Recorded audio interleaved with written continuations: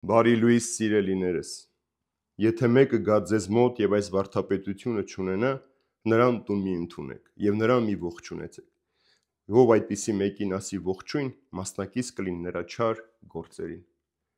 Տեսեք սիրելիներս, Աստվածաշունչը մեզ սովորեցնում է, որ մենք պետք է հյուրասեր լինենք։ Հյուրասիրությունը կարևոր միջոց է քրիստոնյայի կյանքը արտահայտելու եւ քրիստոսանման կյանք ունենալու համար, որովհետեւ ինչպես հայր Աբրահամը իր հյուրասիրությամբ, իր մարդասիրությամբ իր տուն ընդունեց Աստծուն, հրեշտակներին, այնպես էլ մենք հյուրասիրության միջոցով Աստծուն ենք տուն ընդունում եւ հյուրասիրությունն եւ աստվածասիրությունը եւ Աստված ընդունելությունը քո տան մեջ։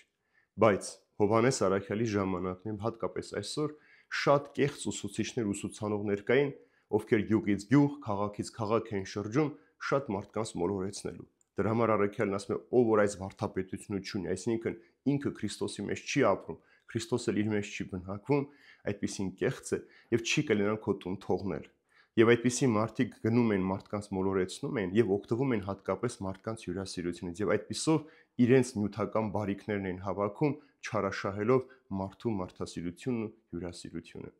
Ինչու է այստեղ շատ խիստ խոսում Առաքյալը սիրելին, նույնիսկ ասում է, եթե ասեք ողջույն այդպիսի մեկին, նրա գործերին մասնակից կլինեք։ Երբ որ դու կեղծ, չար ուսուցանող մարդուն ողջունում ես, քո տուն ես ընդունում, դու նաև կարող ես ազդվել նրա կեղծ ուսուցումներից ու վարդապետություններից, ճշմարիտ ուղղափառ առաքելական հավատքից հեռանալ եւ ընկնել մոլորության մեջ։ Ես ամեն օր շատ հաճախ տեսնում եմ մարդկանց, ովքեր ասում են. «Դե գիտեք, Տեր հայր, իրենք էլ են Աստվածաշնչով խոսում, իրենք էլ նույն Աստվածաշնչով են պատմում, իրենք էլ քրիստոնյաներ են, ոչինչ, չկա այդպիսի բան»։ Երբ որ դու այդպիսի մեկին տուն թողեցիր, սատանան աննկատ պիտի թափանցի քո մտքերի մեջ, քո կյանքի մեջ եւ քեզ յանից պիտի հեռացնի ճշմարտությունը եւ դու այլևս պիտի հեռանաս Քրիստոսին։ Եթե մենք չենք ուզում այս չար գործերին մասնակից լինել, ուրեմն քո հավատքի սահմանը այնքան ամուր պիտի պահես, այն ինչը որ քեզ 2000 տարի փոխանցված է առաքյանների միջոցով, այդ հավատքդ անսասան եւ անզիջում պիտի պահես։ Թույլ չպիտի տաս որևէ մեկին, ով որ գալիս այլ բան է խոսում եւ ասում է